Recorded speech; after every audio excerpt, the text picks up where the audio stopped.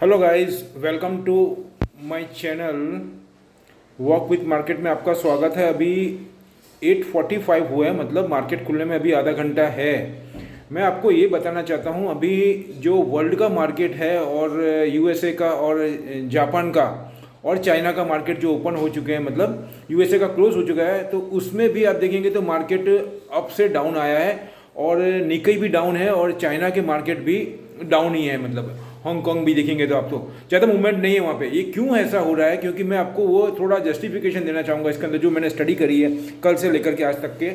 तो मैं आपको ये बताऊँगा, कल जो फेड की मीटिंग आने वाली है उसमें ऐसा प्रिडिक्ट किया जा रहा है कि जो फेड ने जो बोला था उसमें ऐसा बोल रहे हैं सूनर देन लेटर। मतलब क्या बोल रहे हैं वो, कि जो उन्होंने प्रिडिक्ट किया था कि 2023 के एंड तक जो आपको हमने प्रिडिक्ट किया था कि हम वहाँ से मतलब जो अपने प्राइस इंटरेस्ट रेट है वो बढ़ाएंगे और एसेट्स जो बाय कर रहे हैं उसको हम कम करेंगे। ऐसा उन्होंने, जो अर्लियर मीटिंग हुई, पहले मीटिंग हो चुकी है, उसमें फेड के जो गवर्नर है मिस्टर जेरोमी पॉवेल, उन्होंने ऐसा बोला था। अब उनका कल एक स्टेटमेंट ऐसा आ रहा है उन्हीं की बैंक से, मतलब फेडरल बैंक से, कि वो ऐसा बोल रहे हैं कि अब इसके अंदर क्या है, जो हमने बोला था सूनर देन, मतलब क्या बोलते हैं, अनाउंसमेंट या प्रिडिक्ट जो उन्होंने किया था उससे वो जल्दी लेके आ सकते हैं। मतलब वो सब ऐसा एक हिंट इसलिए देते हैं कि वो they are not able to directly speak, क्योंकि अभी उनका डेट आया नहीं है, जो फिक्स डेट नहीं है, लेकिन ऐसे हिंट निकलते हैं, उसके ऊपर से सब प्रिडिक्टेशन करते हैं और एनालाइज करते हैं और उसके ऊपर डिस्कस होता है वर्ल्ड के अंदर, और उसी के हिसाब से मार्केट के अंदर, वर्ल्ड के मार्केट में मूवमेंट होता है। तो अब ये जब बोला, उसमें वहाँ पर उन्होंने एक बात और ऐड करी थी कि they will also start to curb assets buying. मतलब क्या हुआ कि वहाँ पे जो एसेट्स बाइंग कर रहे थे वो फेडरल बैंक, उसकी वजह से क्या था, एसेट्स और बॉन्ड बाइंग करते हैं वो, वहाँ पर उसकी वजह से लिक्विडिटी जाती है अंदर मार्केट में, उसकी वजह से लिक्विडिटी बढ़ती है और मार्केट में मूवमेंट आता है तो मार्केट अप होता है। ये अर्थशास्त्र का, इकोनॉमी का नियम है। अब दूसरा एक पॉजिटिव पॉइंट यूएसए में ये भी है कि जो 10 साल की यील्ड थी, यील्ड मतलब समझ गए, यील्ड एक टाइप की इंटरेस्ट रेट ही है, आप मोटा मोटी ऐसा समझिए, तो वो जो पहले 10 पॉइंट आप देखेंगे तो 70 के करीब चली गई थी, 60 और 70 के बीच में थी मतलब, तो अभी वो आप घट करके 6 मतलब 10.30 के करीब है और डे बाय डे घट रही है। तो ये एक इकोनॉमी के लिए पॉजिटिव साइन है। अब क्यों, मैं वो भी आपको आपके साथ में साझा करूंगा बात। उसमें ऐसा होता है कि अगर जैसे बैंक के अंदर अगर इंटरेस्ट रेट बढ़ता है तो लोग बाग उसमें एफडी करवाते हैं, जो बिल्कुल भी रिस्क लेना नहीं चाहते। ऐसे मार्केट में अलग अलग तबके के लोग, अलग अलग तबके के लोग होते हैं जो वो उस हिसाब से इन्वेस्टमेंट करते हैं, तो वो तबका एक अलग होता है।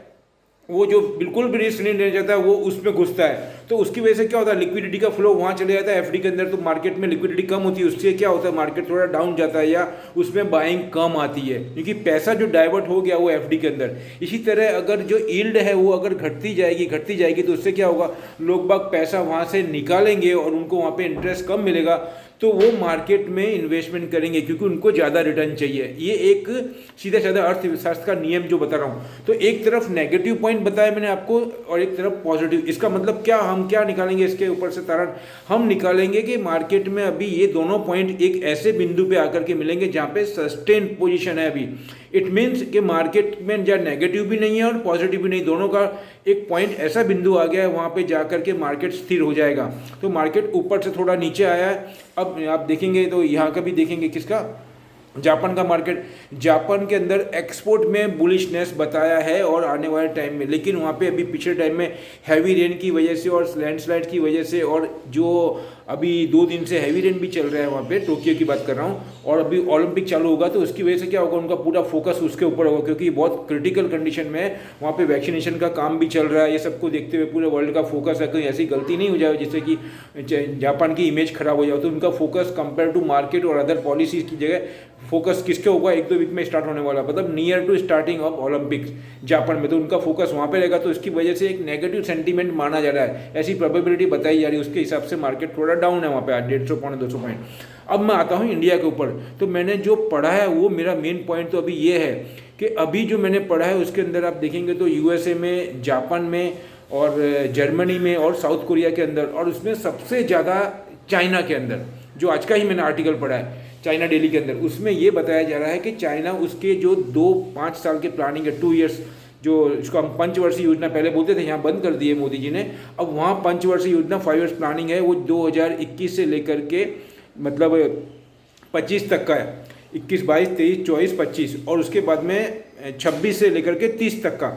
वो तीनों जो मतलब 2 प्लान हो गए उनके 5-5 साल के, वो दोनों प्लान के अंदर वो ये प्रिडिक्ट कर रहे हैं, आज ही का मैसेज है और गवर्नमेंट की तरफ से ये परमिशन आई है कि वो रिसाइकलिंग पे ही फोकस करेंगे। मतलब क्या हुआ रिसाइकलिंग, मतलब they don't want to extra raw material as soon as possible, जहाँ तक हो सकेगा वो नया रॉ मटेरियल नहीं वापरेंगे। वो मेटल में भी बात आती है और अदर मतलब रॉ मटेरियल में भी आती है। इसका मतलब क्या हुआ कि जो उनका ओल्ड रिसोर्सेज पड़े हैं, जैसे प्लास्टिक की बात करूँ तो वो उसको रिसाइकल करेंगे। और दूसरा वहाँ पे उन्होंने एक ये भी बात यूज़ करी, उसकी वजह से मेटल में भी थोड़ा कम डिमांड आ सकता है। और उन्होंने ज़्यादा फोकस किया है कि अभी तक जो यूज़ किया है उसमें से जो वेस्ट जनरेट हुआ है उसको हम वेस्ट को रिसाइकल करेंगे। मैं क्या बोल रहा हूँ, वेस्ट को रिसाइकल करेंगे। अब वहाँ पे इतना ज़्यादा waste, lakhs of millions of ton जो बोलते हैं वहाँ पे वेस्ट जनरेट होता है। हर कंट्री में ज़्यादातर होता है, जहाँ पे बड़ी कंट्री वहाँ ज़्यादा होता है, इंडिया में और चाइना में। तो वो वेस्ट में से रिसाइकल करके ऐसी पद्धति बनाना चाहते हैं जिससे कि उनका रॉ मटेरियल तैयार हो और कम से कम जो नया रॉ मटेरियल की रिक्वायरमेंट पड़े। और ये वो 2 जो उनकी पॉलिसी है पंचवर्षीय योजना में, उस पर सबसे ज़्यादा फोकस करेंगे। मैं क्या बोल रहा हूँ आपको, मतलब 10 साल के अंदर वो इसी चीज़ पे ज़्यादा फोकस करेंगे। तो अब हमारा पॉइंट ये, हमको इससे सिग्नल ये मिलता है कि ऐसी कौन सी कंपनी है इंडिया में जो वेस्ट को जनरेट करने, मतलब वेस्ट को जो जनरेट हो गया उसको फाइनल सॉल्यूशन लाने के अंदर काम कर रही है। ऐसा कौन सी कंपनी है जो ऐसा सॉफ्टवेयर बना रही है जो वेस्ट निकला हुआ है उसको डी वेस्ट के अंदर या डीकम्पाइज करके और उसको अंदर प्रोडक्टिव चीज़ बनाना। मैं क्या बोल रहा हूँ, आप समझ गए मेरी बात। तो वो पॉइंट है। तो अभी ये याद पे आपको मैं एक पॉइंट ऐड करना चाहूँगा। ये मेरा पॉइंट आपको कैसा लग रहा है, कैसे मैंने निकाला है, कहाँ से पढ़ के निकाला है। आप अगर इसमें इंटरेस्टेड है तो आप मेरे को यहाँ पे मैं आपको इंटरप्ट करूँगा।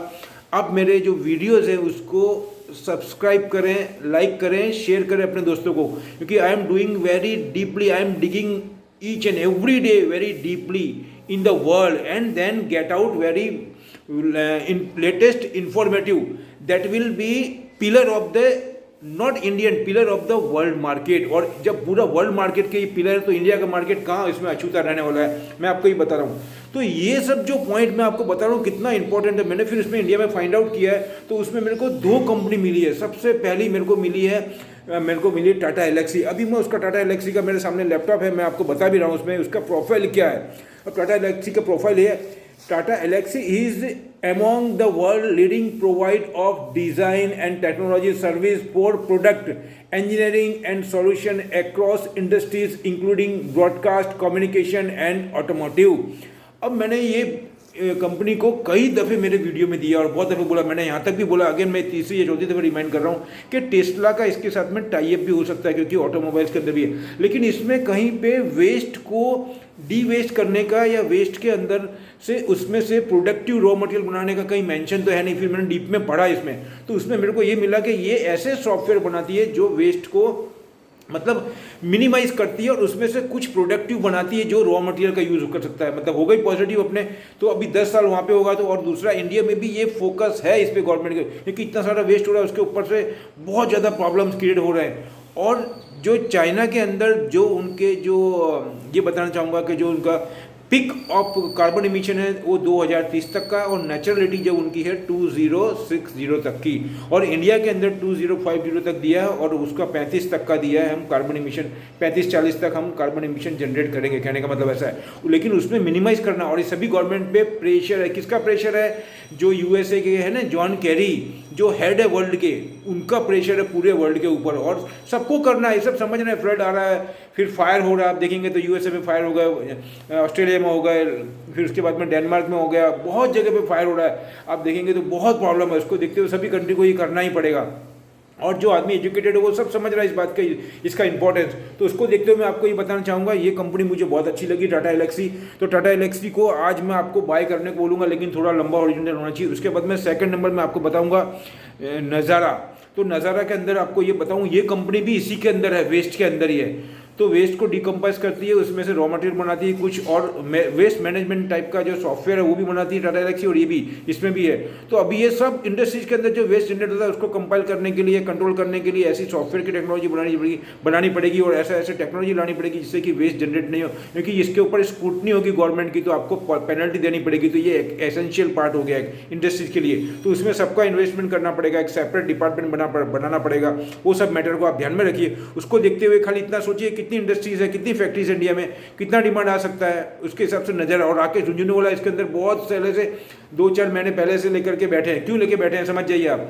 उन्होंने ये सबसे पहले से प्रिडिक्ट करके रखा है, उनके पास में एक्स्ट्रा मनी होती है तो वो ये पहले से प्रिडिक्ट करके और लेकर के कुंडली मार के बैठ जाते हैं और बहुत ज़्यादा पैसा मिलता है उनको। कोई बात नहीं, हमको ध्यान में आया है। मैं तो पहले से ही बोल रहा हूँ टाटा एलेक्सी के लिए, लेकिन अभी भी ध्यान में आए तो अभी देर आए दुरुस्त आए, उसमें आपको बाय करना है। और नज़ारे के अंदर आपको बाय करना है। 1704 रुपये का उसका क्लोजिंग है कल का, और 33 माइनस है कल का बता रहा हूँ। और उसका वॉल्यूम भी 1,93,000 और 373 रुपये है। और उसके बाद में मैं आपको बता रहा हूँ ये एक वो है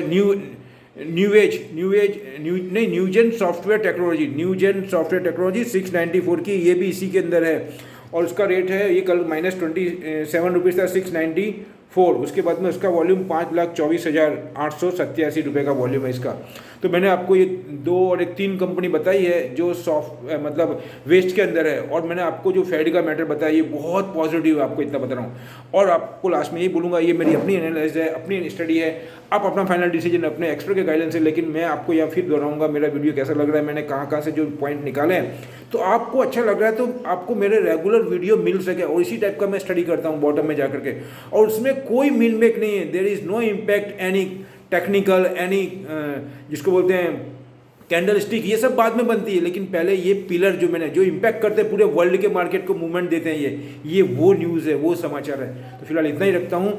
मेरे वीडियो अच्छे लग रहे थे, इसको लाइक भी करें, सब्सक्राइब भी करें, शेयर भी करें अपने दोस्तों को। और मिलते हैं अगले वीडियो में और कुछ नई जानकारी के साथ में। थैंक यू, जय हिंद।